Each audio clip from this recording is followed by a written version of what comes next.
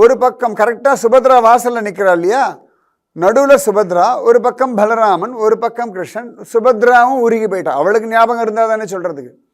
இப்படி 3 பேரும் உருகினார்.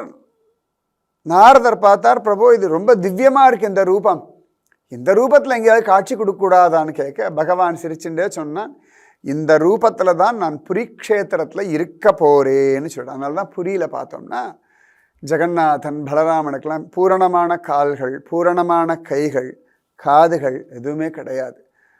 சுபத்ராவுக்கும் கைகளே கிடையாது. உருகின ரூபம் ஒரு விதத்தில். அப்போ நாரதர் கேட்குறாரு, எதுக்கு பிரபு இந்த ரூபம்னா? இல்லைப்பா, சிருஷ்டியில் பார்த்தோம்னா அங்கஹீனம், ஃபிசிக்கலி சேலஞ்சு சொல்கிறோம் இல்லையா, அந்த மாதிரி நிறைய பேர் உண்டு.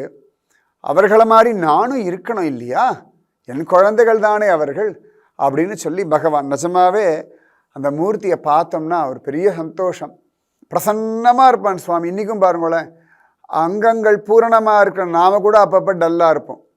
இந்த ஃபிசிக்கலி சேலஞ்சு, கண் தெரியாதவா, இல்லாட்டி கைகள் இல்லாதவா, காது கேட்காதவா, நடக்க முடியாதவர்கள், அவர்களுக்கு இருக்கக்கூடிய அந்த செல்ஃப் கான்ஃபிடென்ஸ் நிஜமாவே நாம் அவர்களை பார்த்து நிறைய கற்றுக்கணும்.